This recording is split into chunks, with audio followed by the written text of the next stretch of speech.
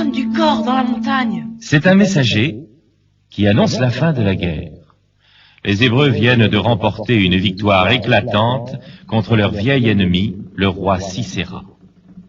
Le jour de cette bataille décisive, l'armée d'Israël était commandée par une femme extraordinaire, Déborah. C'est une reine? Non. En ce temps-là, les Hébreux n'avaient pas encore de roi, mais seulement des héros qui les menaient au combat pour la liberté. Y a-t-il encore eu d'autres guerres en Israël? Hélas, oui, David. Pourquoi toujours faire la guerre? Parce que les ennemis envahissaient le pays. C'étaient alors surtout les Philistins, que l'on appelait encore peuple de la mer, car ils avaient surgi de la Méditerranée en bateau. Parfois, quand les nouvelles étaient trop mauvaises, un paysan rappelait l'histoire de Samson, le héros suscité par Dieu, qui avait si bien lutté contre les oppresseurs du peuple d'Israël. Samson était un géant? Non, ce fut un combattant de la liberté, dont la force est demeurée légendaire. Ses compatriotes pensaient que l'Esprit de Dieu habitait son corps invincible. Tout jeune, ce petit paysan inquiétait son entourage. Il était turbulent et frondeur. À 12 ans, il pouvait étrangler un lion comme un chevreau. Devenu grand, il prit le maquis contre l'occupant. Un jour, il attrapa 300 renards, leur attacha une torche allumée à la queue et les lâcha sur le territoire tenu par les Philistins, brûlant ainsi leur campement et leur récolte. Une autre fois, à grands coups de mâchoire d'âne, il terrassa 1 millier d'ennemis. Pris en embuscade et fait prisonnier, il fit sauter les énormes chaînes qui l'entravaient et s'évada. Il paraissait imbattable. Cependant, les Philistins, profitant du récent mariage de Samson avec Dalila, surnommée la coquette, résolurent de surprendre par ruse le secret de la force du héros. Ils dépêchèrent des messagers auprès de la jeune femme. Voici une grosse somme d'argent pour tes robes et tes bijoux. En échange, nous désirons savoir d'où ton mari tire son incroyable énergie. Le soir même, Dalila s'approcha de Samson et le combla de caresses, en essayant de le faire parler. Mais le paysan se méfiait et ne livra pas son secret. Chaque nuit, Dalila revenait à la charge et le harcelait de questions. Un soir, excédé par ses relances perpétuelles, il avoua pour avoir la paix. Jamais les ciseaux n'ont touché un seul de mes cheveux. C'est dans ma chevelure que réside toute ma puissance. Le lendemain, la traîtresse prit contact avec les Philistins, qui dissimulèrent un commando dans la maison de Samson. La nuit suivante, profitant du sommeil du guerrier, Dalila coupa les 7 tresses de la chevelure de son mari. Samson, se réveillant en sursaut, comprit qu'il était perdu. Les Philistins se saisirent de lui et se vengèrent en lui crevant les yeux. Puis, après lui avoir rasé le crâne, ils l'enchaînèrent. Bien que bâti comme un autre, sous sa toison d'or, ce n'était pas de sa faute s'il était si fort. Aussi le soir, sa compagne cherchait à savoir le secret de son pouvoir. En ce temps-là, Samson était Dalila, mais Dalila, en ce temps-là, ne l'aimait pas. C'est la chanson où l'un aime l'autre non, sans unisson. L'amour n'est qu'une prison.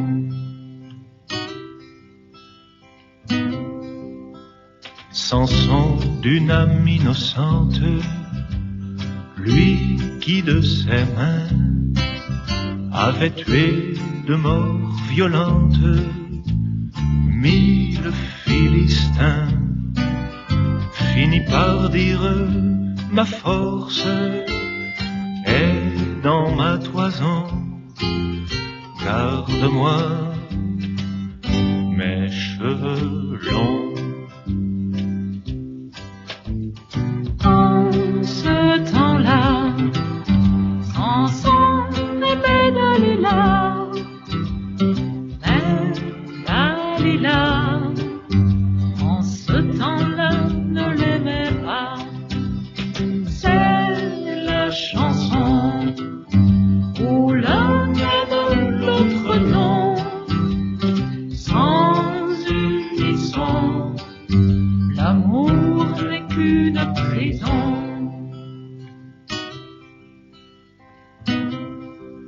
Sur une peau de génisse, Samson s'endormit, mais Dalila, par malice, s'approcha de lui, et avant qu'il ne s'éveille, d'un coup de ciseau, le tondit comme un agneau.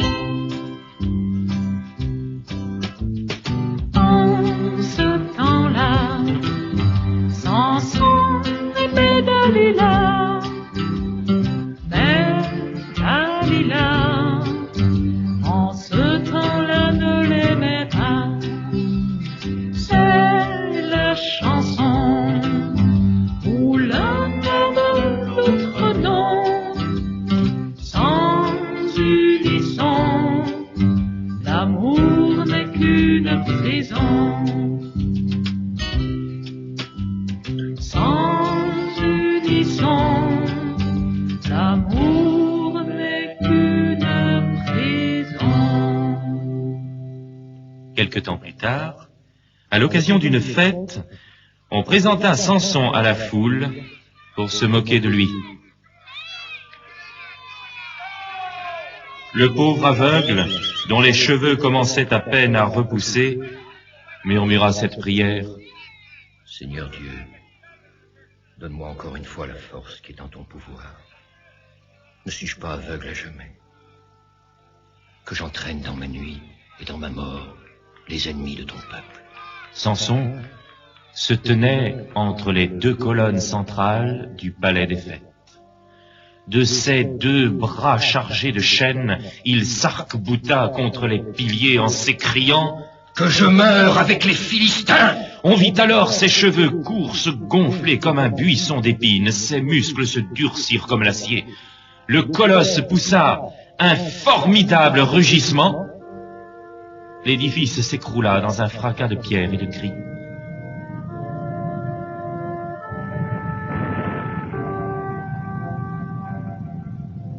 Ainsi mourut Samson, donnant sa vie pour ses amis.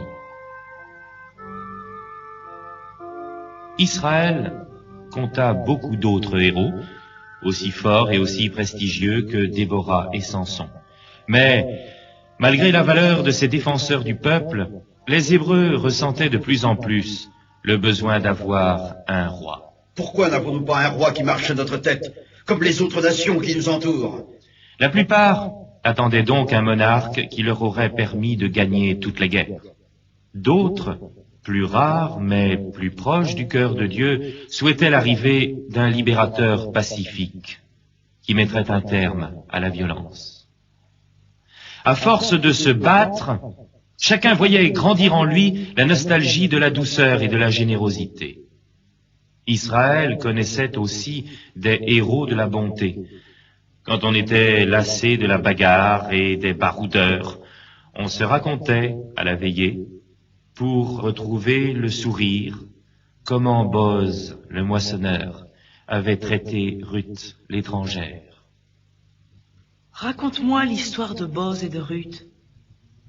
La sécheresse cette année-là désolait le pays. À Bethléem, le village des bergers, les clochettes des moutons semblaient sonner le glas. Élimélec de Bethléem quitta son village accompagné de Noémie, sa femme, et de ses deux garçons. Partons vers les champs du pays de Moab, de l'autre côté de la mer de sel. Sinon, nous mourrons dans ce désert. Ils campèrent dans des prairies verdoyantes, au milieu des coquelicots. Des jeunes filles venaient puiser de l'eau aux fontaines ruisselantes. Elles chantaient et dansaient avec les bergers. Bientôt, les deux fils d'Élimélec présentèrent à leur père 2 de ces paysannes du pays de Moab pour qu'elles deviennent leurs femmes. Elles furent bien accueillies dans la famille et les noces furent célébrées. La plus jeune des 2 mariées était aussi la plus douce et la plus jolie. Elle s'appelait Ruth. Hélas, les hommes moururent et leurs femmes se retrouvèrent seules et sans argent. Noémie dit alors à ses belles-filles, « Retournez chez vos parents, puisque vous voici tristes et sans secours. » Mère, jamais je ne t'abandonnerai. Ton malheur est aussi grand que le mien. Restons ensemble. Et c'est ainsi que Ruth revint avec Noémie à Bethléem. Les nuages avaient enfin apporté une pluie fraîche et fine. Tout le pays s'était à nouveau couvert d'herbes et de fleurs. Ruth, en quête de travail et de subsistance, s'approcha de Boz, un riche paysan de Bethléem. C'était un homme connu dans toute la région pour ses champs et ses troupeaux, mais surtout pour sa bonté. C'était aussi un parent d'Élimélec, le beau-père de Ruth. Bonjour, Boz. M'autoriserais-tu à suivre tes moissonneurs et à glaner les épis qui tombent de leurs gerbes? Va, mon ami. Je souhaite que tu ramasses les plus beaux épis et que tu lies la plus belle gerbe. Boz dit à l'oreille de ses moissonneurs, « Veillez bien à laisser choir des épis, car cette femme est étrangère. Elle a donc droit à la plus belle gerbe de mon champ. Ne vaut-elle pas mieux que les oiseaux du ciel ?» En voyant la gerbe rapportée par Ruth, Noémie comprit que Boz était un homme de cœur. « Ruth, retourne au champ des ormes. Les moissonneurs sont déjà couchés. Boz dort sans doute près du gerbier. Glisse-toi sans bruit auprès de lui. Tu sauras bien lui parler. Il t'écoutera, puisqu'il entend les paroles de notre Dieu. » Il en fut ainsi, en cette nuit de pleine lune dans le champ des orges. Il était minuit à Bethléem, quand Ruth s'étendit à la belle étoile tout à côté de Boz, au pied du gerbier. Boz s'éveilla. Il dit « Ruth ». Elle dit « Boz ». Le paysan de Bethléem passa son anneau au doigt de Ruth l'étrangère. Ils se marièrent et eurent un fils, Obed. Quand cet enfant fut devenu un homme, il donna à son tour le jour à un fils qu'on appela Jessé. Jessé devint le petit-fils préféré de Boz, qui prononça sur lui cette prédiction. « Jessé, tu es béni de Dieu. Je te donne toutes mes terres. Dieu, lui, te donnera 8 enfants, dont le dernier deviendra le premier. » Le plus jeune fils de Jessé, David, deviendrait en effet le plus grand roi d'Israël.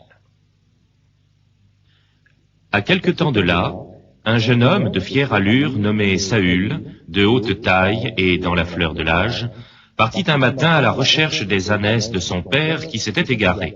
« Va consulter Samuel, le voyant. Il t'indiquera ce que tu dois faire. » Saül obéit. Il rencontra Samuel qui se rendait à la prière.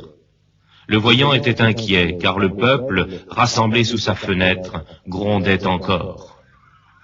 « Nous voulons un roi qui nous gouverne, comme on voit chez nos puissants voisins !» Alors Samuel le prophète répandit sur la tête de Saül l'huile du sacre des rois. C'est ainsi que Saül devint le premier roi d'Israël.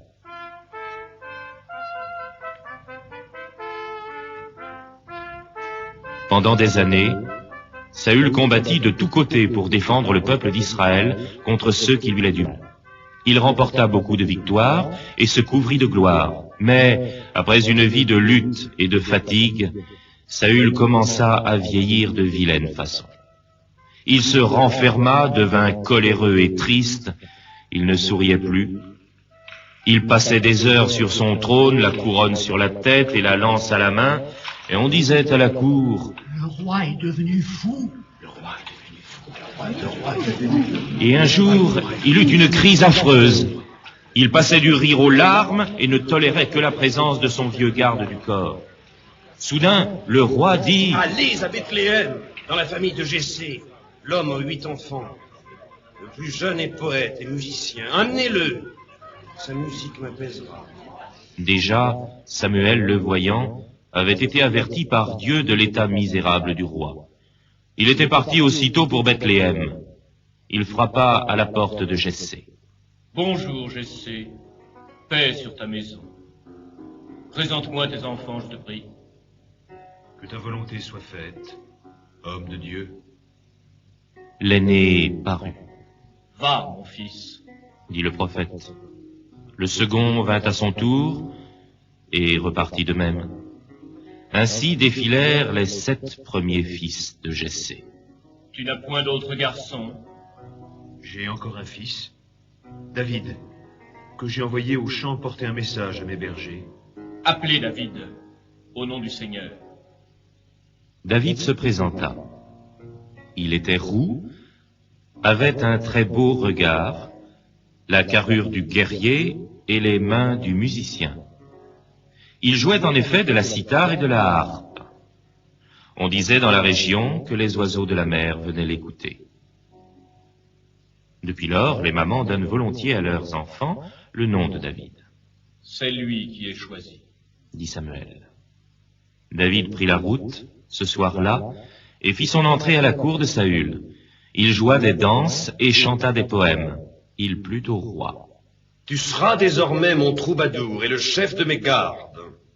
Que l'on sache que tu es l'ami du roi. » Saül tendit alors sa propre épée à David, qui joua tard dans la nuit. J'étais le plus petit parmi mes frères, et le cadet des 8 fils de mon père. Je gardais mes agneaux et mes chevrettes, et plus gros je faisais paraître mes moutons. De mes mains je façonnais une flûte, de mes 10 doigts je tendais une lyre, de mon âme je faisais de danse, tout autour du trône de gloire de mon Dieu. C'est moi le plus petit d'entre mes frères, Dieu m'a surpris derrière mes troupeaux, pour me placer en tête de son peuple, premier de ses fils et chef de sa maison.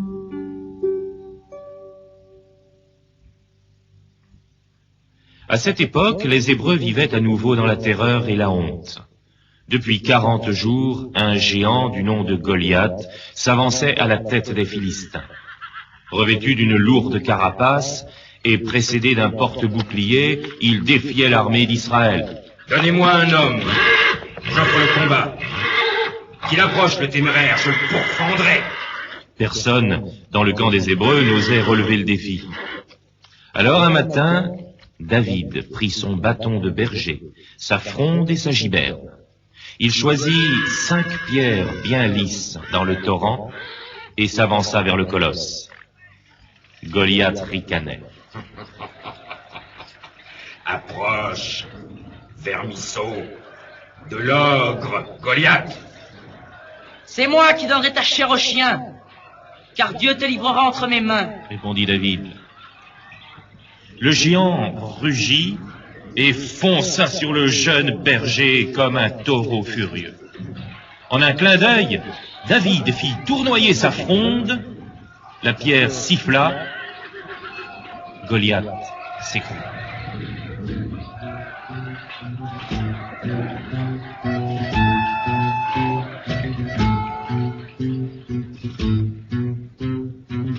Les Philistins étaient en guerre, et lui c'était un Philistin,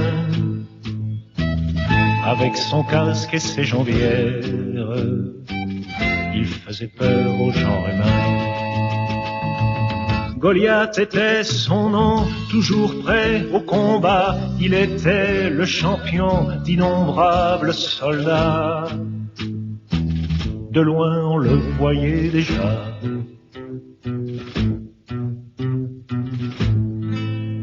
Face à un géant portant sur la tête un casque de bronze brillant au soleil, que peut un enfant, David le poète, venu voir ses frères au camp d'Israël.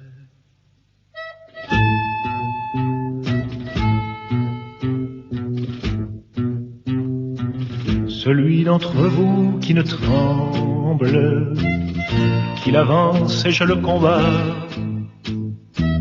ainsi criait à pierre fendre le géant dans un porte-voix.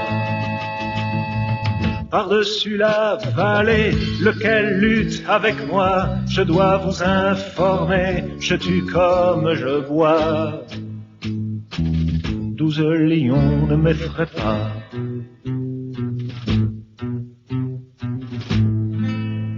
Face à un géant portant sur la tête un casque de bronze brillant au soleil, que peut un enfant, David le poète, venu voir ses frères au camp d'Israël.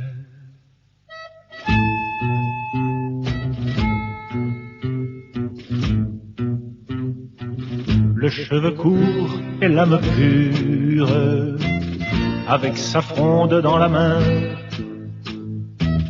un jeune berger sans armure laisse approcher le Philistin. En plein milieu du front, il lui lance un caillou qui lui dessine en rond comme un tout petit trou. Le géant tombe d'un seul coup.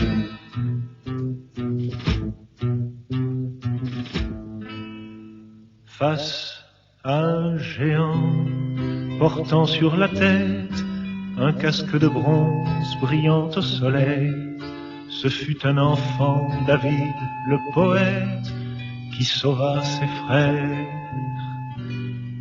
au camp d'Israël. Saül félicita le jeune vainqueur et Jonathan, le fils du roi, l'embrassa. Un jour, pourtant, alors que David jouait de la cithare devant Saül, celui-ci, dans un subit accès de folie, lança son javelot vers le musicien. Mais David, avec l'agilité de la gazelle, esquiva le coup mortel. Il dut s'enfuir au désert pour protéger sa vie. Il lui fallait abandonner 2 êtres chers, sa femme, Michal, fille du roi, et son ami Jonathan, fils du roi.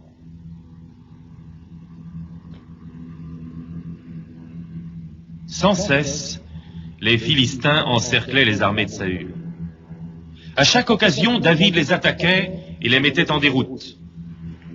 Alors, le peuple de Gibéa l'acclamait en criant sous les fenêtres du roi: « Saül en a tué 1000, David 10 000 !»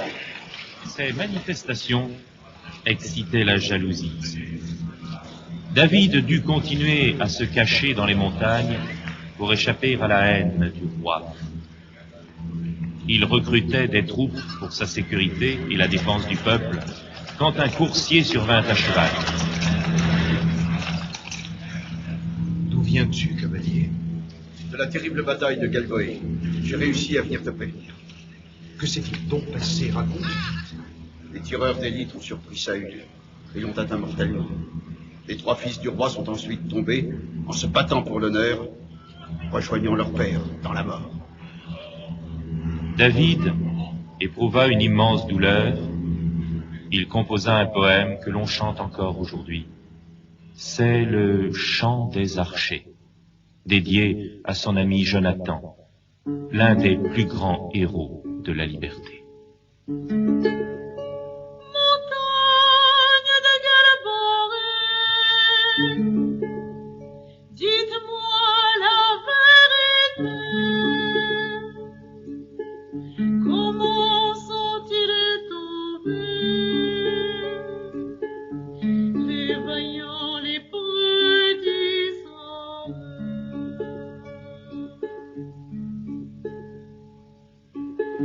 Jamais soyez maudits, mon complice de l'engagement, dans vos bois furent souillés, les corées des paysanes.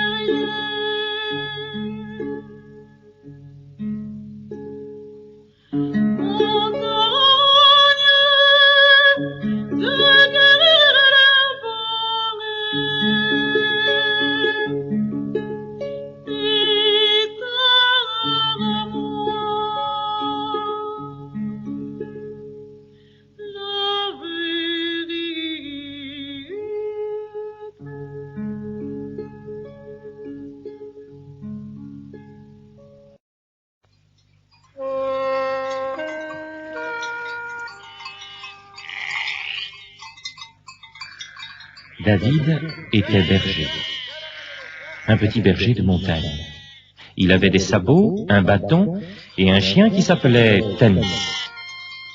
David habitait un joli petit village qui s'appelait Beersheba, au milieu des montagnes, avec un puits au milieu de la place, beaucoup de soleil et surtout beaucoup de fleurs. Un jour, David s'endormit au bord de la rivière. Tanis aussi s'endormit. Le bon Dieu a fait le sommeil pour venir chez nous et parler tranquillement avec de belles paroles. Des cadeaux à lui.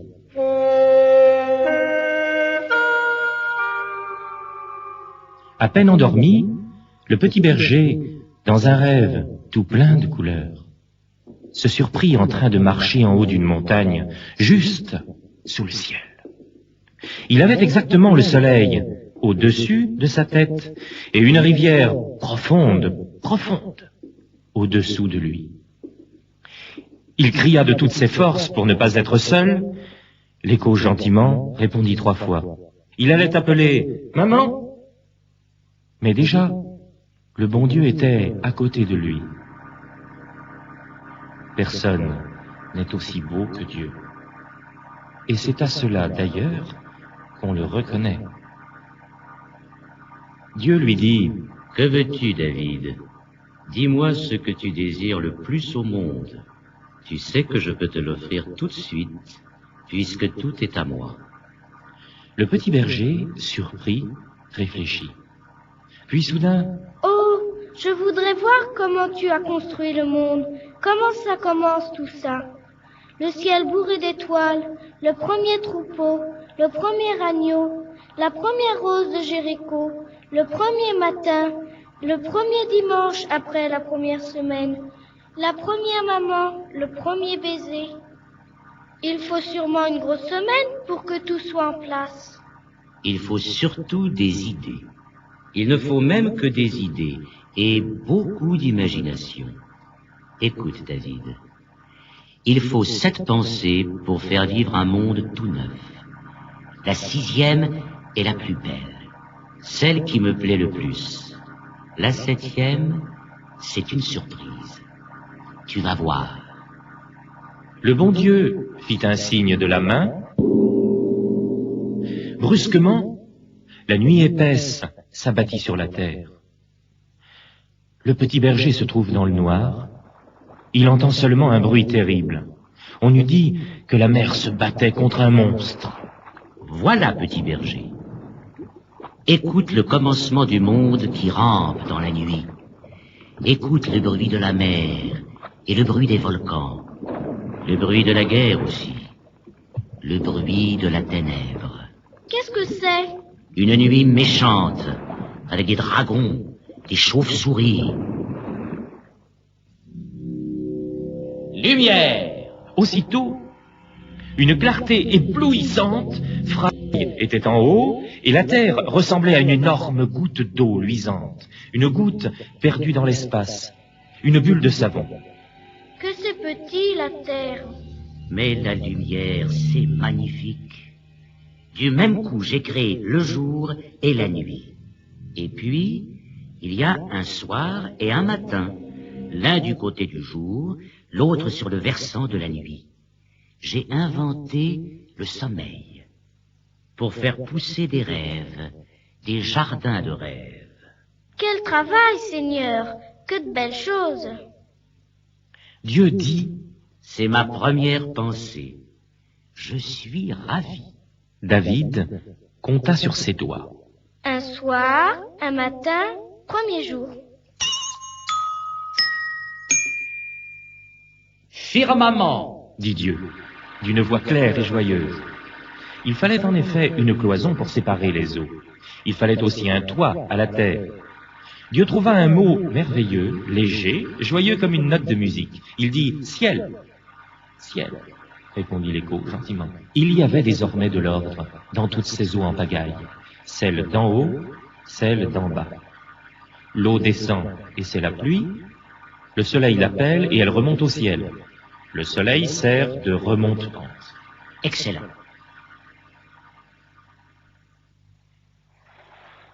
Ça fonctionne très bien. Il y a encore trop d'eau. Je vais faire naître la terre. Toutes les eaux du monde, rassemblez-vous en un seul endroit. Les eaux accoururent, et en un instant, elles formèrent une sorte de troupeau tout bleu, avec des mouvements qu'on appelle vagues, depuis ce temps-là. La terre apparut, toute ruisselante, et toute nue comme un bébé qui vient de naître. Mais elle était belle, la terre. Et l'on sentait bien qu'elle s'entendrait avec le soleil et avec la mer. Parfait. C'est ma deuxième pensée.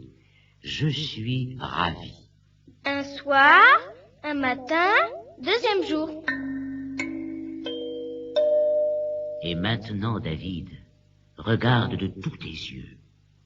Tu vas voir le plus beau miracle. Tu vas voir la vie monter de partout, sortir de la terre, grimper, se mettre debout, s'élancer. Tu vas voir jaillir les plantes, les arbres, les forêts, les fleurs et les fruits. Car les arbres aussi ont des enfants. Il suffit de mettre en terre un de leurs fruits. La terre le couve et il en sort un tout petit, une sorte de petit poussin tout vert. C'est ma troisième pensée. Je suis ravi. Un soir, un matin, troisième jour. Je veux des lampes dans le ciel. Dieu voulait, en effet, qu'il y eût autant de lumière que d'arbres et que de fruits. Il fabriqua ainsi dans la nuit un bouquet de lumière. Un gros bouton d'or, et c'était la lune, de petites anémones, et c'étaient les étoiles. Pour installer le jour, il suffisait d'un astre très puissant, à la mesure de toute la terre. On l'appela Soleil. C'est ma quatrième pensée. Je suis ravi. Un soir, un matin, quatrième jour. Dieu dit, je veux encore plus de vie sur la terre. Je veux des êtres vivants dans l'eau et j'en veux dans les airs. Une gerbe de vie.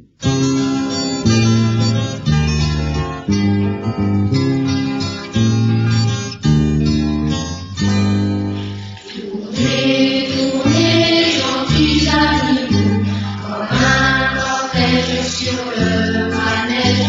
Tournez, tournez, les petits, les gros. Tournez, tournez, gentils animaux.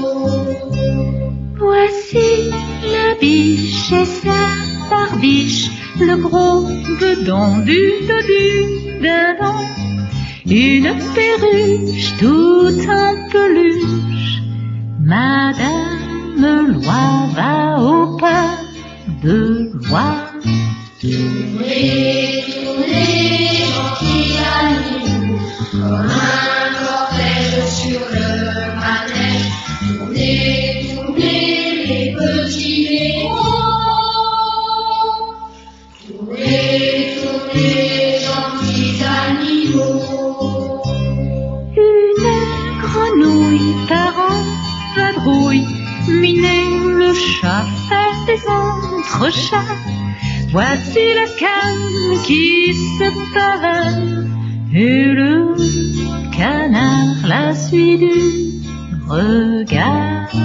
Tournez, tournez, gentils animaux, comme un cortège sur le manège. Tournez, tournez, les petits, les gros.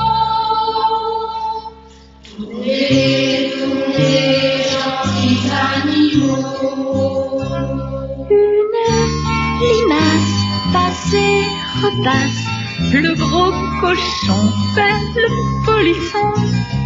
Un petit âne lentement flamme, et tout au bout vient monsieur le loup. Tournez, tournez, gentils animaux, comme un cortège sur le manège. Tournez, tournez, les petits, les gros.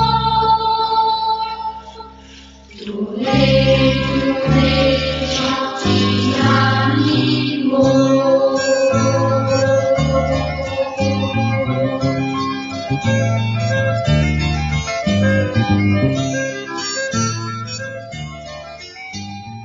Je veux des poissons au fond de la mer et des oiseaux qui naviguent là-haut, juste au bord de cette plage toute bleue que j'ai appelée firmament. Il en fut ainsi. En un clin d'œil, on vit la mer bouger dans tous les sens. Elle était remplie de grands serpents de mer et d'une multitude de poissons. Sous le ciel, on voyait des nuées d'oiseaux, des milliers d'ailes qui battaient l'air, des milliers de cris. En somme, chaque oiseau pouvait choisir une étoile pour lui seul, comme perchoir. Dieu, que c'était beau! La vie grouillait de toutes parts. C'est ma 5e pensée. Je suis ravi. Un soir, un matin, 5e jour.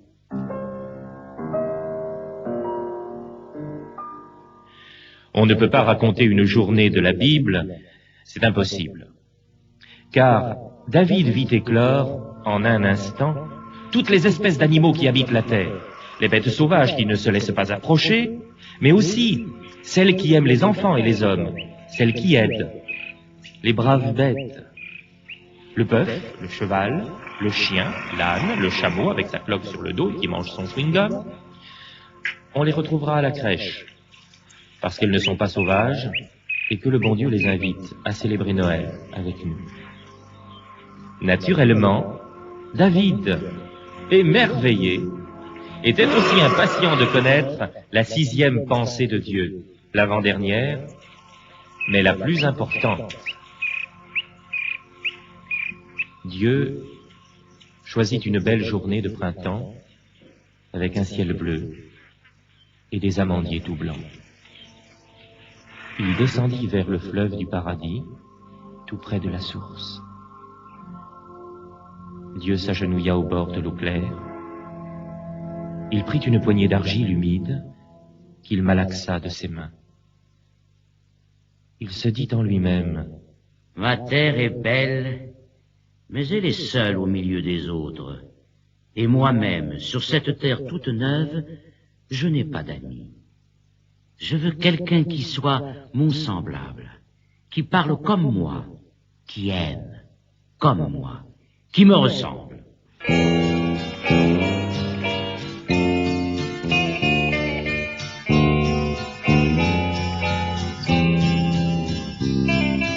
Oui, je sais que c'est beau ici. On dit que c'est le paradis. mais je suis sans amis. Et le plus joli paysage ne vaut même pas le voyage si l'on n'a pas d'amis, si l'on n'a pas d'amis. Je veux quelqu'un qui m'aime, quelqu'un qui m'accompagnera le jour et la nuit même, là où la vie me conduira. Je veux quelqu'un qui m'aime, quelqu'un qui m'accompagnera le jour et la nuit même, là où la vie me conduira. Pour courir quand le soleil luit, pour manger aux arbres les fruits, on a besoin d'amis. Pour parler quand on se promène, pour goûter l'eau de la fontaine, on a besoin d'amis. On a besoin d'amis. Je veux quelqu'un qui m'aime, quelqu'un qui m'accompagnera le jour et la nuit même, là où la vie me conduira. Je veux quelqu'un qui m'aime, quelqu'un qui m'accompagnera le jour et la nuit même, là où la vie me conduira, là où la vie me conduira, là où la vie me conduira, là où la vie me conduira.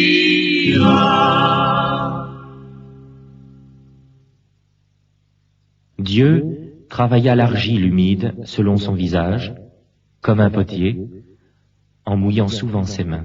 Voici le corps de l'homme étendu au bord du fleuve. On croirait qu'il dort. Dieu modela un autre corps, avec l'argile toute fine qui lui restait. Ensuite, il souffla sur l'argile. Dieu souffla toute la brise qui vient de son âme. L'argile devint chair, les yeux s'ouvrirent. L'homme et la femme, côte à côte, se reconnurent. Ils étaient jeunes, ils s'aimaient. Dieu dit, « Il n'est rien de plus beau au monde. J'ai achevé ma création. Je suis tellement heureux de cette 6e pensée. » Quel beau soir, quel beau matin, quel beau 6e jour.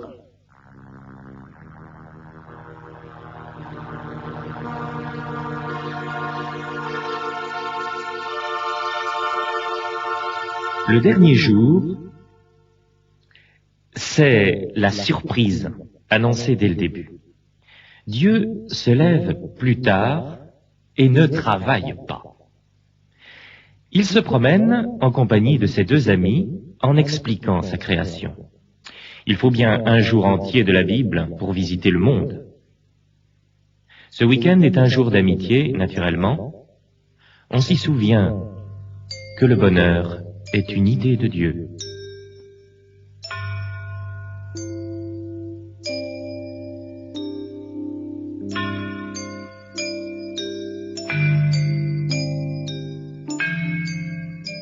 Quand David s'éveilla, il se frotta les yeux. Le soir était tombé, les moutons broutaient l'herbe, les nuages marchaient vers la montagne du Sinaï. Le petit berger tira son pipeau de son sac et joua. Les étoiles apparurent de plus en plus nombreuses. Elles aiment la musique et surtout les enfants qui sont les préférés de Dieu. Comme eux, elles obéissent. Elles apportent du bonheur à la nuit, cette maman toute bleue qui regarde les étoiles jouer comme des enfants. Tandis que le soleil fait sa toilette et se regarde dans son miroir. La lune est un miroir? Mais oui, mon petit David.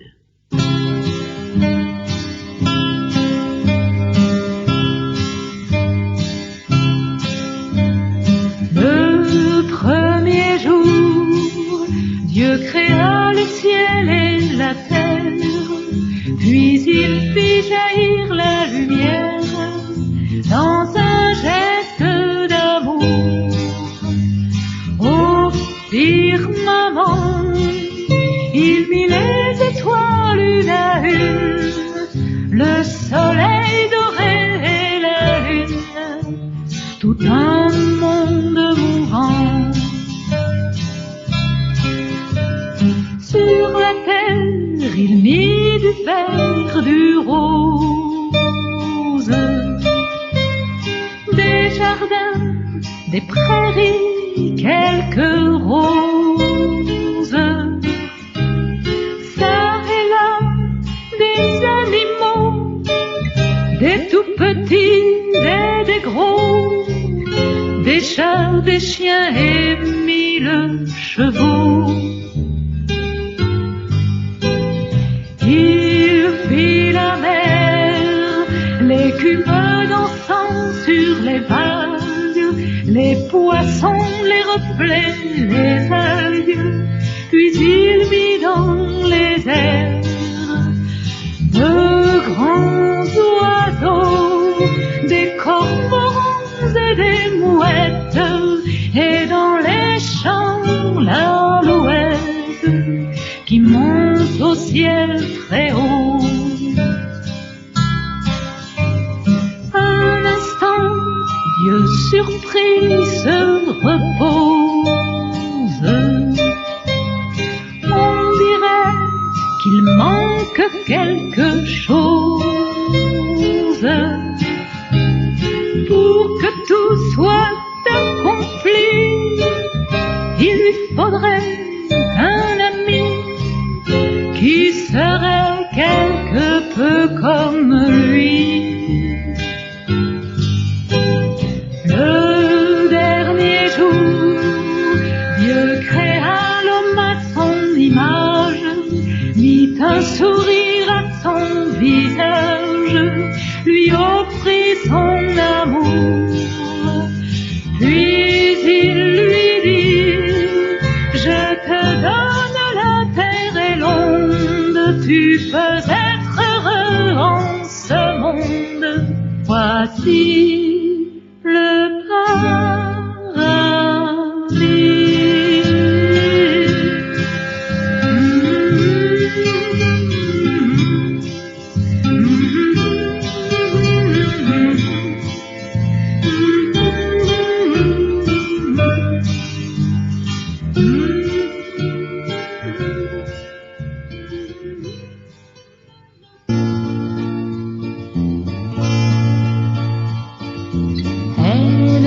Toute neuve et blonde, comme la terre en ce temps-là.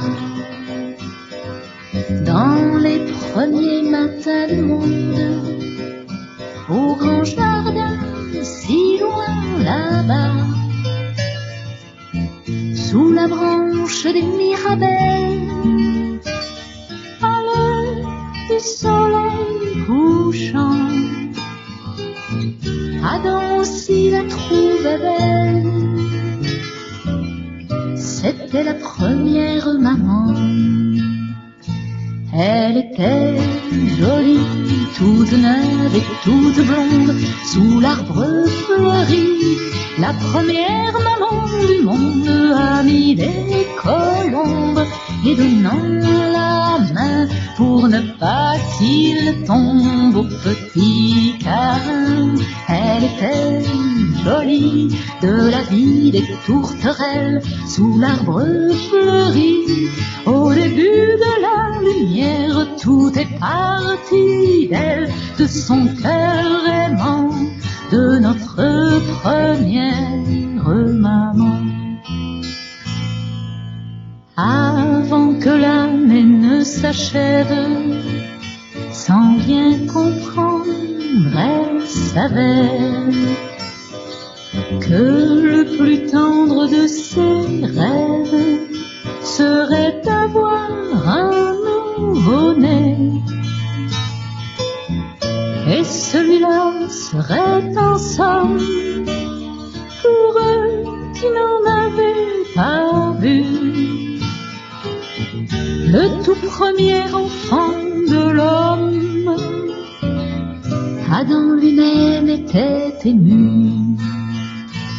Elle était jolie, toute neuve et toute blonde, sous l'arbre fleuri, la première maman du monde, amie des colombes, et donnant la main pour ne pas qu'il tombe au petit câlin. Elle était jolie de la vie des tourterelles sous l'arbre fleuri. Au début de la lumière, tout est parti d'elle, de son cœur aimant, de notre première maman.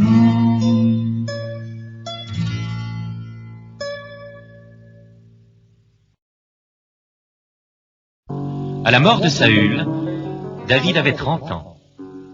Jonathan et ses frères étaient tombés au combat. Saül ne laissait aucun fils pour lui succéder. David fut donc élu et sacré roi. Il s'installa à Hébron, une bonne vieille ville qui semblait rêver au bord de la route, celle qui va de Jérusalem à Beersheba.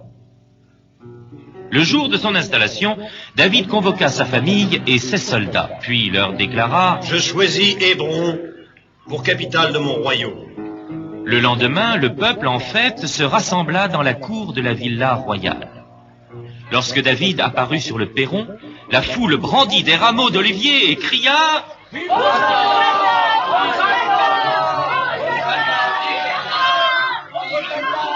Dieu protège David, notre berger! David demeura à Hébron durant 7 années. Son cheval était toujours sellé, car les ennemis ne désarmaient pas.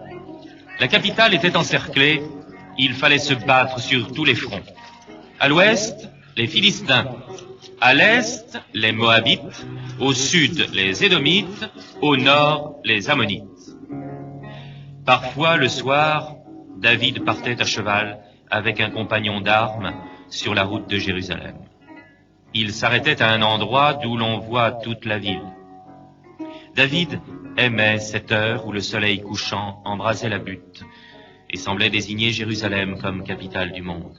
Ah, qu'elle était belle, la grande ville, au regard du jeune roi. Ce soir-là, David pria ainsi. Seigneur, tu m'as confié ton peuple, mais n'es-tu pas le roi des rois? Je te donnerai la ville la plus merveilleuse de la terre, Jérusalem. Écoute, Seigneur, la musique de ce nom. J'entends dans ce mot paix, douce et longue paix. Ou encore, je suis une ville comblée de bonheur. Oui, cette ville semble descendue du ciel pour se reposer sur nos collines. David, inspiré par la splendeur du paysage, prit son luth et chanta « Dieu a bâti sa ville sur la terre, dressé au cœur de ses collines. Il est préparé Jérusalem pour commencer ordonnation. Elle a tani ses lois divines,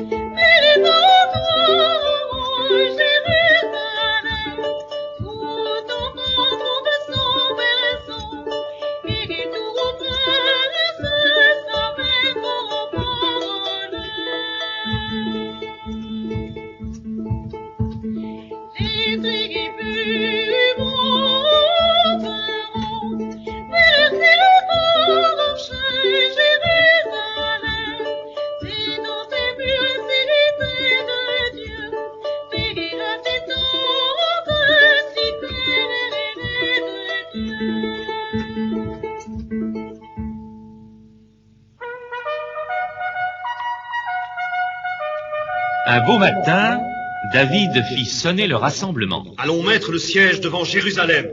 Je veux en chasser l'ennemi et donner à mon royaume une capitale digne de son Dieu. C'est dans cette haute ville que je bâtirai un temple, afin que mon peuple rencontre son Seigneur et entende sa parole. Tandis que ces soldats installaient leur camp aux abords de la ville, David s'avança avec son état-major au pied des remparts. Regardez ces fortifications. Pensez-vous qu'il existe une brèche qui nous permette de nous infiltrer? Grand roi, tu sais que cette citadelle est imprenable et que son donjon est célèbre dans ton pays. Nos ennemis nous narguent du haut de ces murailles sans égal. David sourit. Il savait que les villes fortifiées, quand elles sont construites en montagne, ont toutes le même point faible.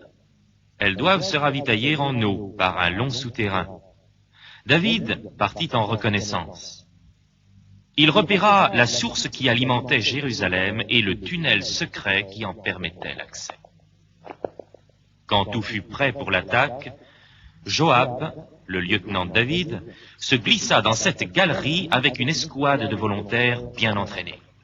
Après une progression discrète et rapide, ils surgirent subitement au milieu de la place et coururent ouvrir les portes à leurs compagnons d'armes massés à l'extérieur. Surpris et déroutés par cette ruse, les occupants de la ville se rendirent sans coup férir. Ce jour-là, Jérusalem devint la cité de David.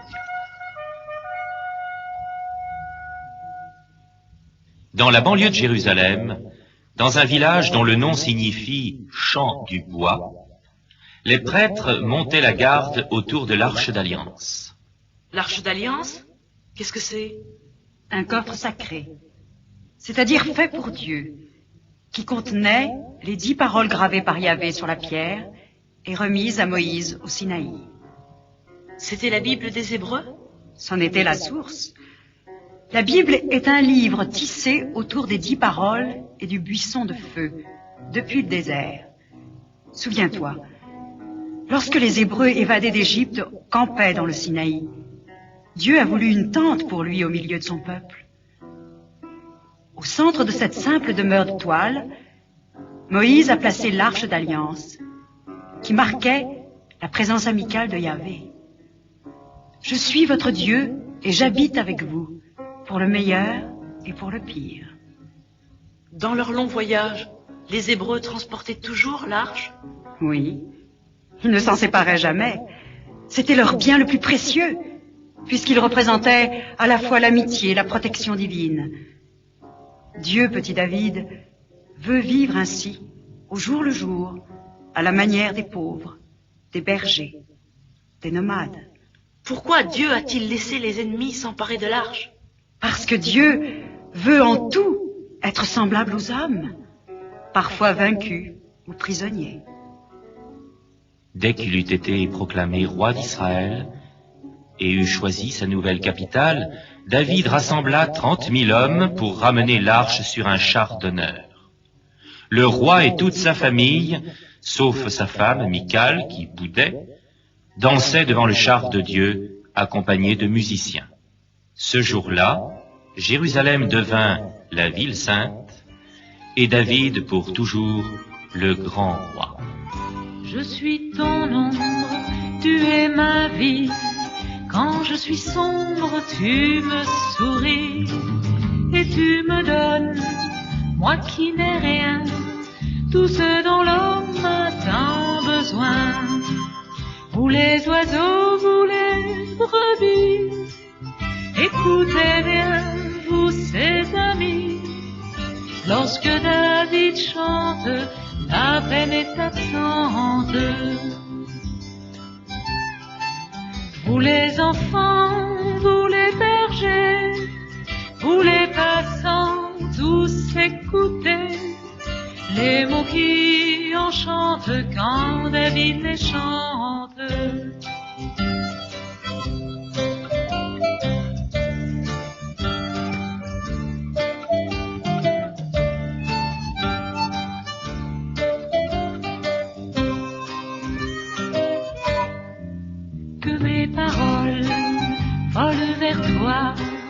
qu'elle t'apporte l'amour de moi. Je suis ton ombre, tu es ma vie, au fond de mon cœur tu souris. Vous les oiseaux, vous les brebis, écoutez bien, vous ses amis. Lorsque David chante, la peine est absente. Vous les enfants, vous les bergers, vous les passants, tous écoutez les mots qui enchantent quand David les chante. Les mots qui enchantent quand David les chante. En apprenant la nouvelle du retour de l'arche et l'avènement du jeune roi, les ennemis se coalisèrent. Unissons nos forces contre Israël. Nous finirons bien par l'abattre. Mais David triompha sur tous les fronts. Un soir de pleine lune, après une rude bataille, le roi, qui ne parvenait pas à s'endormir, se promenait sur la terrasse du palais. Il aperçut une splendide jeune femme qui se baignait dans son jardin. Comment s'appelait-elle? Bethsabée. C'était l'épouse d'Uri, un étranger enrôlé dans l'armée de David. Qu'on m'amène cette beauté lorsqu'elle sortira du bain, commanda le roi. David éprouva une grande passion pour Bethsabée et il laissa pourrir son cœur. Il donna l'ordre suivant. Demain, vous placerez Uri au point le plus dangereux de la bataille. Au moment de l'assaut, vous reculerez. Une fois seul, il tombera sous les coups de l'ennemi. Et c'est ce qui arriva. Alors David installa Bethsabée chez lui.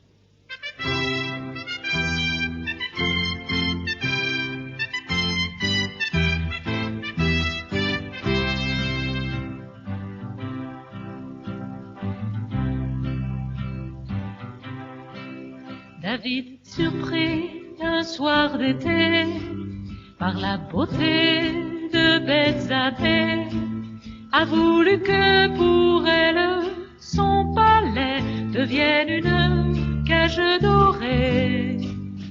Tourterelle, tourterelle, ne quitte pas ta maison. Tu es belle, ce n'est pas une raison.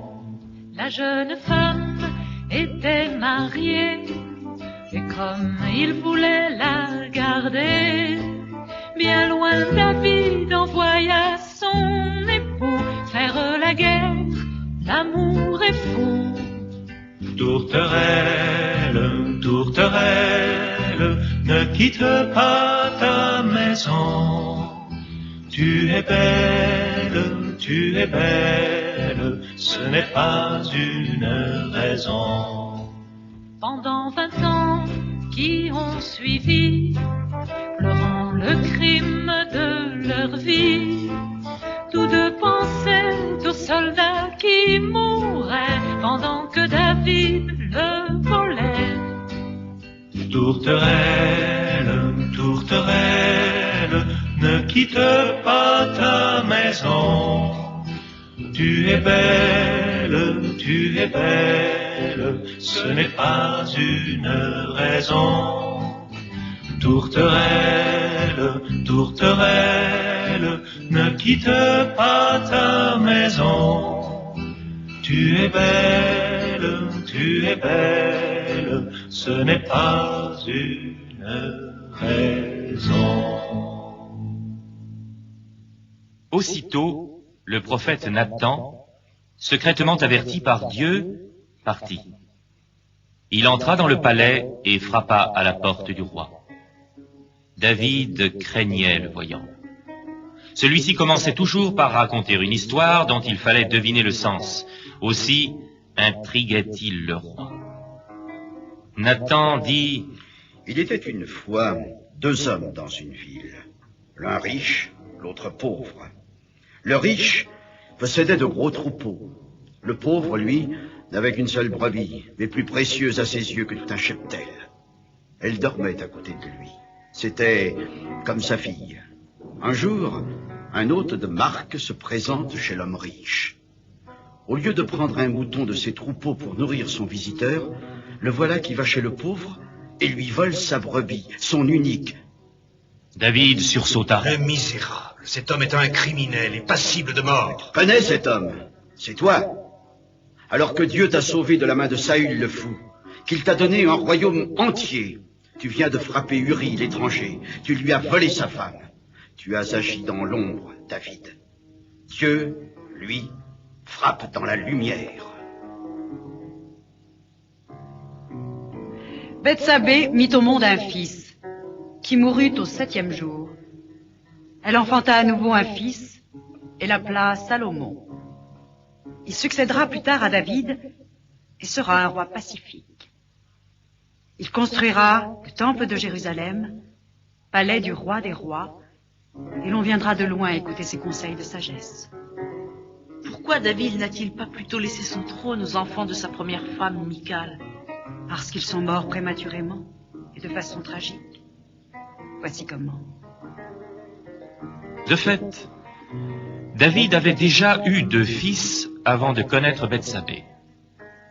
L'aîné s'appelait Amnon, le cadet Absalom. Ce dernier était aussi fort que son grand-père Saül et aussi beau que son père David.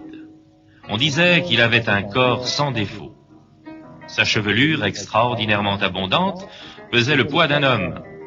Absalom, voulant écarter son frère Amnon, prétendant au trône, l'attira dans un guet-apens et le tua. Il dut prendre la fuite, car David voulait châtier le meurtrier. Absalom intrigua dans tout le royaume et souleva le peuple contre son père afin de se faire proclamer roi d'Israël à sa place. On vit alors David quitter sa capitale, gravir lentement la montée des oliviers, la tête voilée et les pieds nus. Il se retourna, regarda une fois encore Jérusalem, étouffa un sanglot, puis passa le Jourdain. Le roi, malgré tout, reprit courage. Il passa ses troupes en revue, choisit ses généraux et ses capitaines, il constitua 3 corps d'armée et leur donna cet ordre. Je compte sur votre courage et votre loyauté. Combattez sans faiblesse contre les rebelles. Mais par pitié pour moi, épargnez la vie du jeune prince Absalom, mon fils. Un soir de bataille, Absalom montait un mulet fougueux. Soudain, surpris par la garde royale qui fonçait sur lui, il éperonna sa monture. On vit le mulet, prompt comme une flèche, s'engouffrer dans un sous-bois. Il s'engagea sous un arbre touffu, et la tête d'Absalom, recouverte de son immense chevelure, fut prise dans les branches. Le cavalier demeura pendu, tandis que le mulet poursuivait sa route. L'un des lieutenants de la garde planta 3 javelots dans le cœur du prince. Les écuyers l'achevèrent. Aussitôt, le chef de détachement dépêcha un courrier vers David. Sire, je t'apporte une bonne nouvelle. Mon fils Absalom est-il vivant? Que tes ennemis aient le sort de ce misérable qui a défié le roi. David, alors, frémit de toute son âme. Il se retira pour pleurer. Mon fils Absalom, que ne suis-je mort à ta place? Cependant, les Philistins ne désarmaient pas. C'était toujours la guerre. David se portait sans cesse aux 4 horizons pour défendre le royaume. Sa hardiesse inquiétait ses proches, qui redoutaient un malheur. Il le suppliait de prendre garde. Tu ne dois plus combattre, ô roi, car ta vie est d'un prix inestimable pour nous tous. Tu ne dois pas risquer d'éteindre la lampe d'Israël. David portait, en effet, toute l'espérance de ce peuple dédié à Dieu. Le roi remercia ses amis fidèles et, pour la première fois depuis son malheur, prit sa harpe de berger. Il régnait maintenant depuis 30 ans. Il avait de longs cheveux blancs, comme en portent les vieux rois. Il s'avança avec sa cour sur la terrasse orientée au nord. Il semblait regarder vers les montagnes de Gelboé. Je vais vous chanter un psaume. Dis-moi le psaume de David qui regarde vers la montagne de Gelboé.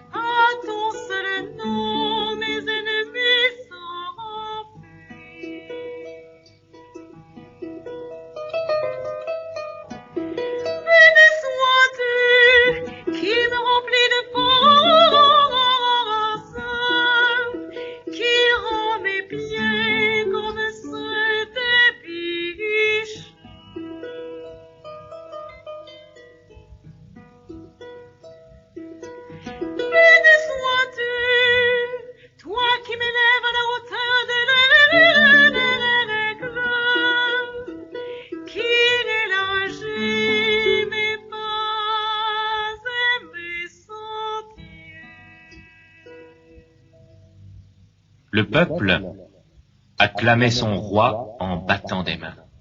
Garde David dans nos mémoires, souviens-toi de tout son labeur. À lui revient la victoire, à lui la gloire et l'honneur. Parfois, au soleil couchant, le vieux roi s'avançait seul dans son jardin. Lentement, la brume enveloppait les montagnes de Gelboé. Tout près de lui se dressait la colline de Moria. David se souvenait de son bonheur. Jadis, et comme en rêve, il avait vu sur ce lieu saint s'élever la maison de Dieu.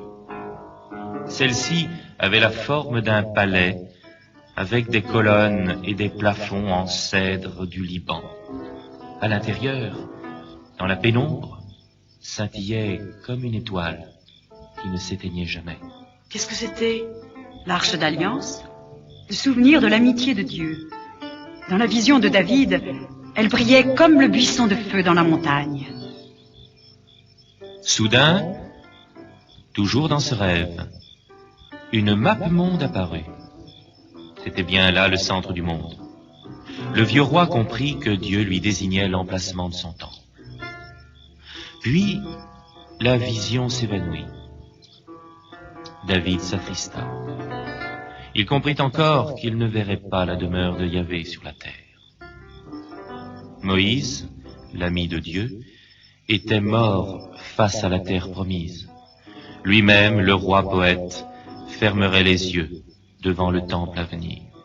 En effet, peu après, David s'endormit pour toujours, laissant son trône à l'enfant qu'il avait eu de Bethsabée. Vive le roi Salomon! Vive le roi Salomon! Vive le roi Salomon! Cria le peuple. Quel beau nom! Salomon, en effet, signifie ami de la paix. De fait, ce roi détestait la guerre. Il préférait les palais, les parades et les fêtes. Il lisait beaucoup, et l'on répétait partout les sages paroles qu'il prononçait. Un matin de printemps, le roi convoqua son peuple et son armée aux 500 boucliers d'or sur la colline sainte de Moria. Je veux bâtir un temple au Seigneur, ici même, au centre du monde, selon la promesse faite à mon père David et selon le désir de notre Dieu d'habiter au cœur de son peuple. Je veux que ce temple soit le plus beau de la terre. J'ordonne que tout l'or du monde, tous les cèdres du Liban, toutes les pierres des carrières royales servent désormais à embellir la demeure de Yahvé. Et il en fut ainsi. Les travaux durèrent 7 ans et demi. Par une inoubliable journée d'automne, Salomon présida l'inauguration du temple de Jérusalem. Tout le peuple d'Israël forma un immense cortège pour chanter et danser Dieu. Vivait alors, en un fabuleux pays secret, la reine de Saba. On lui rapporta les échos de la fête. Elle ordonna aussitôt à son majordome: Vite, scellez les chameaux des écuries royales, chargez-les d'or fin, de pierres précieuses et de parfums. Je veux voir Jérusalem et son roi. Plus tard, dans l'histoire de Noël, les mages d'Orient partiront ainsi vers la capitale de la lumière. À la vue du temple de Salomon, la reine eut, dit-on, le souffle coupé. Nulle part au monde il n'existe semblable merveille. Tandis qu'elle rentrait dans son pays, une sourde colère commençait à soulever le peuple d'Israël. Une rébellion, partie des 10 tribus du Nord, gagnait tout le royaume. L'argent coule à flot à Jérusalem. Salomon vit à la manière des pharaons d'Égypte. Et nous autres, à la façon des esclaves du Nil. Voici condamnés à la corvée. Et nous nous libérerons du joug de Jérusalem. Il en fut ainsi. Les 10 tribus du Nord se séparèrent, le pays se scinda. Quel malheur! Le royaume de David se déchirait comme une étoffe. Les 2 royaumes s'appelleraient désormais l'un Israël au nord, l'autre Juda au sud. Ainsi ressurgissait le drame des 2 frères jaloux, Caïn et Abel. Est-ce la faute de Salomon? Ainsi dit la Bible. Ce roi avait introduit dans le royaume l'argent et la violence. Il avait réduit son peuple à la corvée perpétuelle. Celui-ci s'était révolté contre l'oppression, comme autrefois dans les marais d'Égypte. Souviens-toi du Pharaon. Souviens-toi de Moïse. Les Hébreux s'enfuirent à nouveau? Non, David. Ils seront encerclés par leurs ennemis, puis emmenés en exil. Les soldats étrangers pilleront le temple avant d'y mettre le feu. Mais, du milieu du peuple humilié, se lèveront les hommes de l'espoir. Leur voix écartera la nuit, comme autrefois Moïse les 2 bras de la mer. On les appelle prophètes ou encore voyants. Ils voient, en effet, par-dessus les rois, par-delà les malheurs, monter le salut comme une aurore.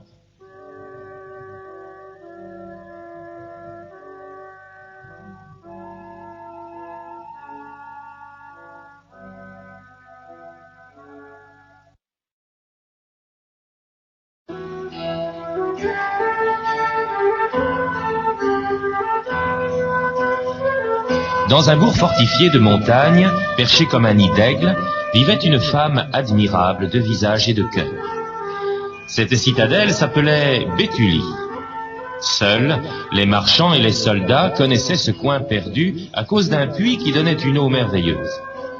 Ce jour-là, le roi des ennemis, il se nommait, je crois, Nabuchodonosor, convoqua son armée sur le parvis du palais. Il avait placé à la tête de ses cavaliers le général le plus fameux du temps et connu par toute la terre, Holoferne, qui portait une cuirasse sculptée et une lance de toute beauté. Il dominait tous les autres cavaliers et sa voix faisait frissonner les cèdres des montagnes. Le roi prit la parole. J'exterminerai tous les peuples qui refuseront de se prosterner devant moi pour m'adorer. Aussitôt, des messagers hébreux repartirent de Ninive pour avertir les habitants de Jérusalem et des environs. Le roi marche contre notre capitale. Il saccage tout sur son passage. Il tue les femmes et les enfants. Il réduit les hommes en esclavage. Allez vous cacher dans vos montagnes. Les citoyens de Béthulie barrèrent les portes de leur place forte, baissèrent la herse et remontèrent le pont-levis. Averti par ses espions, le général Holoferne demanda: Où donc se trouve cette forteresse mystérieuse qui prétend nous résister? Et pourquoi donc ce peuple de montagnards ne s'est-il pas rendu comme les autres au grand roi? Le lendemain à l'aube, Holoferne sortit de sa tente, revêtu de sa cuirasse. Un soldat le précédait, portant son bouclier. Rassemblement immédiat! Nous attaquons Béthulie! L'armée de Nabuchodonosor comprenait 120 000 fantassins et 12 000 cavaliers. Jamais les Hébreux n'avaient vu pareil déploiement de force. Le camp occupait toute la plaine. Les estafettes partirent repérer les cheminements et les défenses. Ils firent un rapport pessimiste. Cette citadelle est pratiquement imprenable. Il faudra des mois de siège. Holoferne donna cet ordre.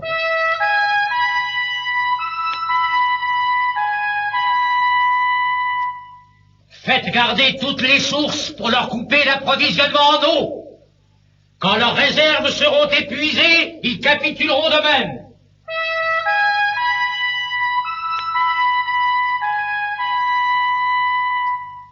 Après 34 jours de siège, les citernes et les jarres de Béthulie étaient vides. Les enfants tombaient d'inanition dans la rue et les nourrissons mouraient dans les bras de leur mère. Alors, la terreur se répandit sur la ville. Le conseil des chefs se réunit. On décida de se rendre à l'ennemi pour éviter l'extermination. Apprenant ce projet de capitulation, Judith, la femme la plus belle et la plus considérée de Béthulie, demanda à parler aux membres influents de la commune. Écoutez-moi, chef de Béthulie. Si vous livrez la ville, toute la nation périra. Nos frères seront déportés. Nous deviendrons esclaves. Et notre Dieu nous laissera dans la honte. Pour l'honneur de Yahvé, formons un rempart au-devant de notre nation. Que le Seigneur t'inspire, Judith, et soutienne tes intentions. J'accomplirai un geste que l'on racontera de génération en génération. Venez ce soir aux portes de la ville. Je sortirai en habit de fête, accompagné de ma fidèle servante. Et maintenant, écoutez. À la date que vous aviez fixée pour remettre à l'ennemi les clés de la ville, Dieu visitera son peuple. Ne cherchez pas à deviner mon projet. Judith se para comme on fait au jour de noces. Elle revêtit un costume d'apparat, chaussa des sandales brodées, passa lentement ses colliers, ses bracelets, ses pendants d'oreilles, ses bagues de fire. Puis, elle appela sa servante. Prends une outre de vin, une cruche d'huile, des galettes et des gâteaux aux fruits secs. Les deux femmes sortirent de Béthulie. Les chefs de la ville gardaient la porte. À la vue de Judith, émerveillés de sa beauté, ils furent soulevés d'un immense espoir. Que Dieu accompagne Judith et que vive Jérusalem! Longtemps, en ce soir de pleine lune, les gardiens des remparts suivirent les deux femmes des yeux. Elles disparurent enfin à l'horizon. Soudain, les soldats d'Holoferne surgirent. Halte là! Qui êtes-vous? Je suis Judith de Béthulie. Je m'enfuis avec ma servante, car l'eau manque, et nous allons tous mourir. Je veux voir votre chef, Holoferne, pour lui donner des renseignements qui abrégeront les souffrances de tous. Je lui indiquerai un passage secret. Il prendra la ville sans qu'il y ait un seul mort, ni dans un camp, ni dans l'autre. La sentinelle d'Holoferne laissa entrer Judith. Le général se reposait sur un lit surmonté d'un baldaquin pourpre et or, incrusté de pierres précieuses. Judith se prosterna. Relève-toi, femme de Béthulie. Ne crains rien. Je ne suis pas un homme méchant. Si ton peuple ne m'avait pas lancé un défi, je n'aurais pas levé les armes contre lui. Sois donc la bienvenue, fille d'Israël, dans le camp de Nabuchodonosor, le roi des rois. J'ai résolu de m'enfuir pour ne pas voir mourir nos enfants. Permets que je demeure auprès de toi. Le soir, j'irai dans le ravin m'asperger d'eau selon notre coutume. Je prierai pour entendre la volonté de mon Dieu.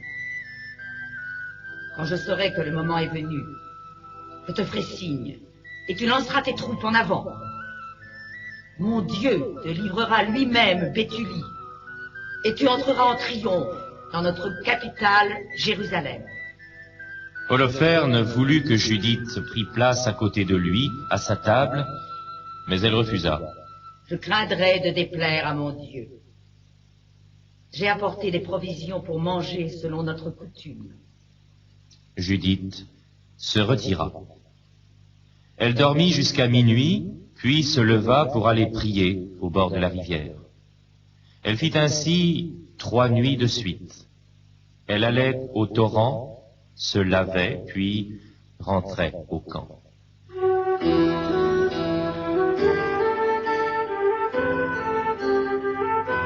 Le 4e jour, Holoferne fit servir un festin. Il envoya un messager porter une invitation à Judith. Accepteriez-vous de venir vous asseoir à la table d'Holoferne? Qui suis-je pour refuser un tel honneur? Judith se leva, revêtit sa robe de fête, se para de ses bijoux les plus riches et se rendit au banquet. Holoferne fut subjugué par la splendeur de son invité et manifesta son enthousiasme. Les chansons, verse-nous encore du vin. Je veux en une seule soirée goûter à la joie d'une vie entière. Au dessert, le général était ivre-mort. Bogoas, son aide de camp, fit sortir tous les convives et laissa Holoferne seul avec Judith. Elle s'excusa. Je sortirai tout à l'heure pour me rendre à la prière et me laver le visage, comme il est prescrit par la loi de mon Dieu. Holoferne cuvait son vin, affalé sur le lit. La femme s'avança lentement, prit le cimeterre qui pendait au mur, s'approcha du général ivre-mort. Elle saisit sa chevelure à pleine main et par 2 fois frappa de toutes ses forces. La tête d'Holoferne se détacha et roula au pied du lit. Judith la jeta dans son panier, qu'elle recouvrit d'un linge. Elle sortit alors du camp avec sa servante, saluée comme à l'accoutumée par les gardes. Toutes 2 traversèrent le ravin et gravirent la montagne vers Béthulie. Les guetteurs des remparts crièrent « Ouvrez les portes! Le Seigneur nous a délivrés! »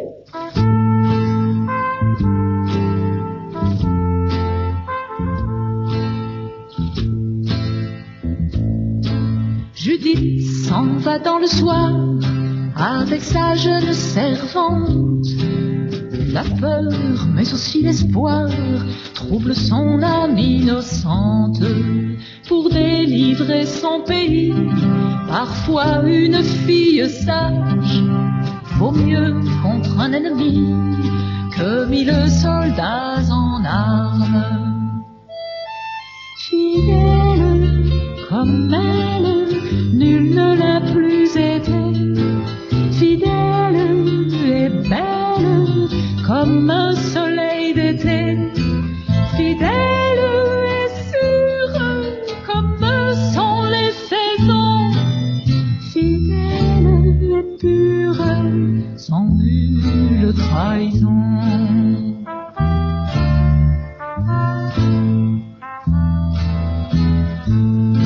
Le chef du camp ennemi, la voyant si séduisante, la salue et lui sourit, puis l'invite sous sa tente. Buvez, buvez général, ne suis là que pour vous plaire. Le vin, ça ne fait pas mal, demain vous ferez la guerre. Fidèle comme elle, nul ne l'a plus été. Fidèle et belle comme un soleil d'été. Fidèle et sûre comme sont les saisons. Fidèle et pure sans nulle trahison.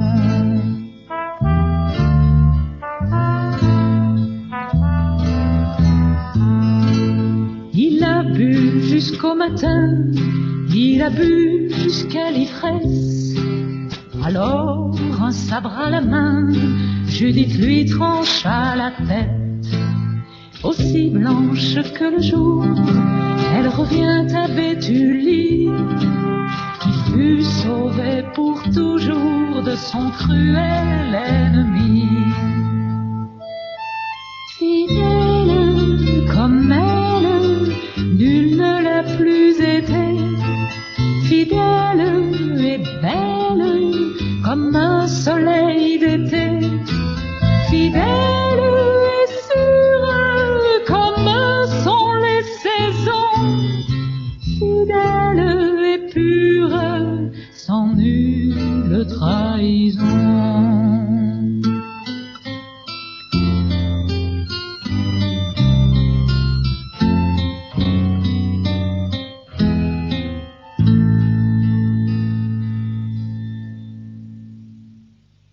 À l'aube, on entendit dans les rangs ennemis une vaste clameur. Holoferne est mort! Une femme lui a tranché la tête! Nous sommes perdus! La panique s'empara de toute l'armée. Les soldats de Nabuchodonosor s'enfuirent, poursuivis par les hommes de Béthulie et de Jérusalem. Les Hébreux, depuis cette journée mémorable, chantent un cantique que l'on appelle l'hymne de Judith.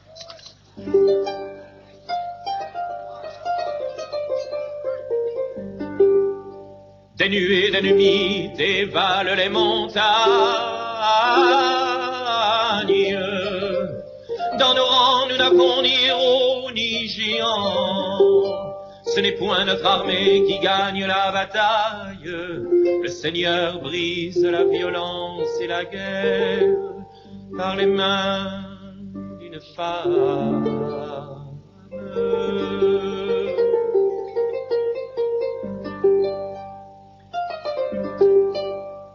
À la vue de Judith, les Perses tressaillirent. Au seul cri de nos pauvres, les mêles disparurent. Soudain de Béthulie a surgi l'espérance. Le Seigneur brise la violence et la guerre par les mains de femmes.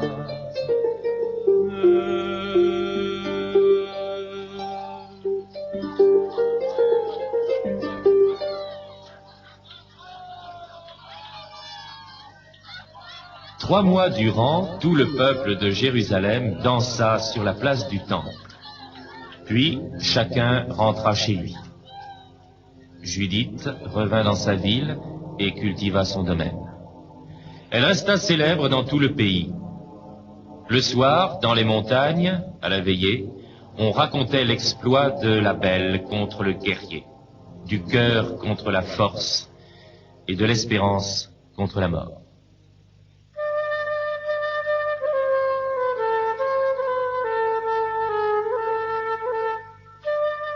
Longtemps après l'exploit de Judith, une autre héroïne d'Israël sauva son peuple de la catastrophe. Elle s'appelait Esther et avait été déportée avec son oncle Mardochée à Suse, capitale du roi de Perse, Assuérus. À force de sagesse et d'habileté, Mardochée était devenu conseiller d'Assuérus. Ce roi s'était fâché avec sa femme et l'avait renvoyée. Pour la remplacer, il fit convoquer à son palais les plus belles filles du royaume. L'oncle Mardochée convoqua sa nièce. Esther, par toi Dieu peut sauver son peuple. Tu vas être présentée au roi Assuérus et Dieu disposera de notre sort. De toutes les jeunes filles qui furent amenées au roi, aucune ne lui plut. Enfin parut Esther. Elle fut immédiatement élue, car elle surpassait de loin les autres concurrentes en beauté et en grâce. Assuérus se leva et posa sur sa tête le diadème royal. Tu seras désormais reine de ce royaume. Mardochée vivait au palais et commandait à la garde de la grande porte. Un jour, il surprit la conversation de deux gardiens qui complotaient contre Assuérus. Il fit son rapport au roi sur cette conspiration. Écrivez sur mon livre de chronique ce qu'a fait Mardoché, l'Hébreu. Ordonna le monarque à ses secrétaires.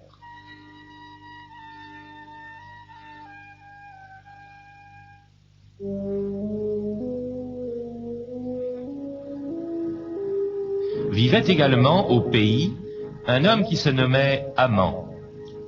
Le roi, pour le récompenser de services passés, l'avait nommé intendant de sa maison. On devait, à son passage, se prosterner devant lui. Mardoché refusa de se plier à cet ordre humiliant. Haman, vexé, décida de le faire périr et tout le peuple hébreu avec lui. Je ferai signer au roi leur arrêt de mort. Il joua au dé pour connaître la date propice à ce massacre. Le sort désigna le 14e jour du 12e mois. Haman obtint une audience dans la salle du trône. Grand roi, il est de ton intérêt et de celui de la nation que disparaisse ce peuple mal intentionné et qui méprise nos lois. Assuérus signa le décret de mort. Toute la ville fut plongée dans la consternation en entendant le crieur public annoncer la sentence. Mardoché pria longuement, puis envoya un messager porter à sa nièce l'édit d'extermination. Demande au roi de déchirer sa sentence. Esther fit transmettre sa réponse. Depuis un mois, je n'ai pas été invitée dans l'appartement d'Assuérus. Or, il est interdit à la reine, sous peine de mort, d'entrer chez le roi sans avoir été appelée par lui. Penserais-tu sauver ta vie et nous laisser périr? J'irai donc chez le roi. Et s'il le faut, je mourrai. Après avoir prié durant 3 jours, Esther frappa à la porte d'Assuérus. À sa vue, le roi devint rouge de colère. Esther s'effondra. À cet instant précis, Dieu retourna le cœur du monarque. Esther, sois sans crainte. Je suis ton ami. Tu ne mourras pas. Il posa son sceptre d'or sur les épaules de la reine. Dis-moi ce que tu désires. Serait-ce la moitié de mon royaume, je te l'accorderai. Accepterais-tu, ô roi, de venir au festin que j'ai préparé, en compagnie d'Haman, ton conseiller? D'accord, ma reine. Au cours du repas, Assuérus se pencha vers Esther et lui répéta « Dis-moi ce que tu désires, je te l'accorderai. » Viens encore demain, en compagnie de ton conseiller. Haman se dit en lui-même « Je suis l'homme le plus fort de la terre. Puisque je suis l'ami du roi, je peux donc me venger de l'homme qui m'a méprisé. » Il fit planter une potence à l'entrée du palais pour que Mardoché y soit pendu le lendemain.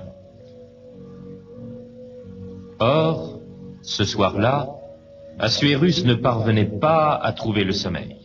Il se fit apporter le livre où est écrite l'histoire des rois. Je lis dans mes archives que Mardoché m'a sauvé la vie en démasquant un complot. A-t-on récompensé ce serviteur fidèle? Haman venait de frapper à la porte du roi. Celui-ci l'interrogea. « Sage conseiller, comment traiterais-tu un homme que le roi voudrait combler d'honneur ?» Haman pensa. « Qui donc d'autre que moi le roi pourrait-il vouloir honorer ?» Alors il déclara. « Je sais ce qu'il convient de faire pour honorer l'ami du roi. Il faut le revêtir d'habits princiers, comme ceux du roi. On lui amène un cheval, l'un de ceux que monte le roi. On met un diadème sur le front de l'ami du roi. Ensuite, l'un des écuyers du roi conduit le cortège et crie « C'est ainsi que l'on traite l'ami du roi. » Ne perds pas une minute, Haman.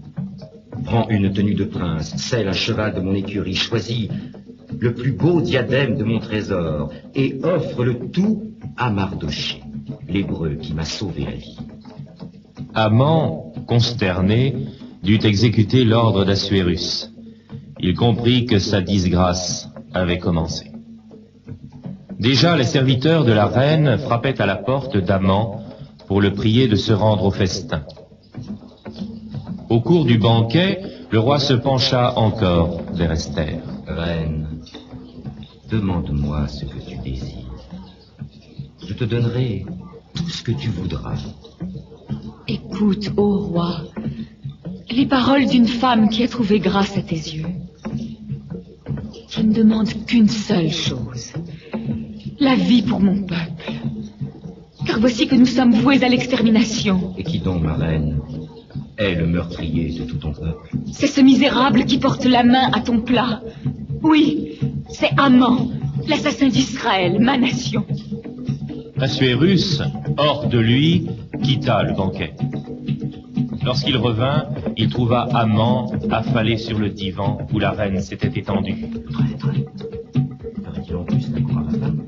À un signe du roi, les serviteurs posèrent un voile sur le visage d'Haman.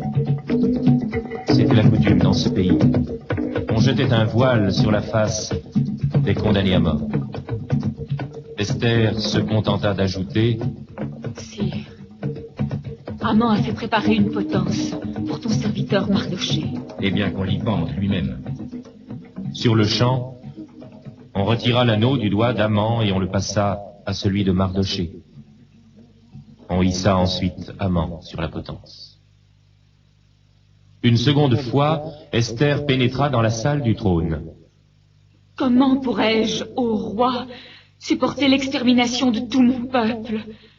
N'as-tu pas signé l'arrêt de mort? J'annule la sentence. Assuérus déchira le décret fatal. Esther se retira pour remercier Dieu d'avoir sauvé les condamnés.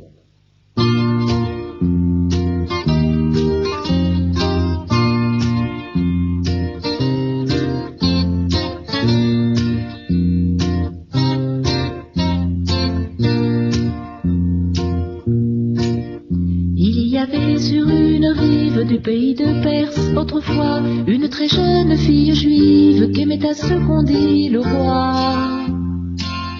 Sous les plis roses de sa robe, battait un cœur ardent et fier. Elle était fraîche comme l'aube et portait le prénom d'Esther. Dans un palais vit un amour en cage, un amour de roi. La vie de reine est aussi un bagage bien lourd quelquefois. Il ne suffit pas toujours d'être sage lorsqu'on aime un roi. Il faut aussi que l'on ait du courage quand plus rien ne va. Il faut aussi que l'on ait du courage quand plus rien ne va. Alors que le Premier ministre voudrait bien faire massacrer le peuple juif, Esther plus triste que l'oiseau qui se sent blessé. Esther chez le roi se présente au grand risque d'être abattue et de périr bien qu'innocente avant même d'être entendue. Dans un palais vit un amour en cage, un amour de roi. La vie de reine est aussi un bagage bien lourd quelquefois. Il ne suffit pas toujours d'être sage lorsqu'on aime un roi. Il faut aussi que l'on ait du courage quand plus rien ne va. Il faut aussi que l'on ait du courage quand plus rien ne va. Voyant ainsi forcer sa porte, le roi un moment fut surpris. Il dit: qui ose de la sorte venir sans ordre à mon logis? Mais en apercevant la reine si pâle qui le suppliait d'épargner les juifs, le roi cède et fait pendre son conseiller. Dans un palais vit un amour en cage, un amour de roi. La vie de reine est aussi un bagage bien lourd quelquefois. Il ne suffit pas toujours d'être sage lorsqu'on aime un roi. Il faut aussi que l'on ait du courage quand plus rien ne va. Il faut aussi que l'on ait du courage quand plus rien ne va. Il faut aussi que l'on ait du courage quand plus rien ne va. Il faut aussi que l'on ait du courage quand plus rien ne va.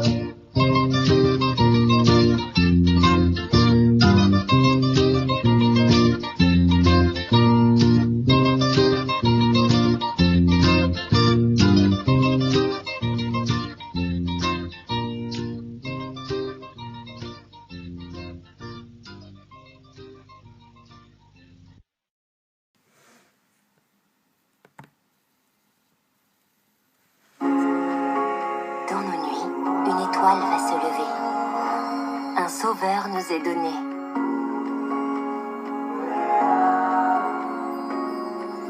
Ensemble, on apprend à le connaître.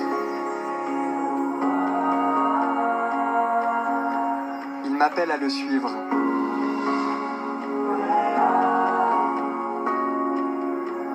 Il fait partie de notre famille.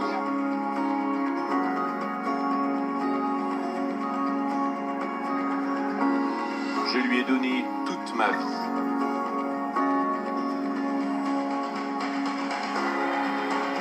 C'est mon ami.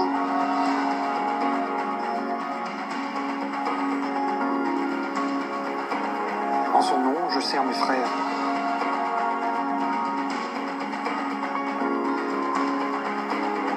Je donne, car je veux que tous connaissent le Seigneur.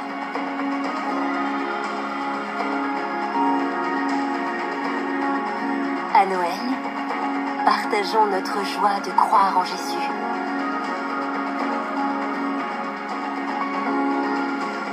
Donnons à l'Église les moyens d'annoncer la bonne nouvelle. C'est un don.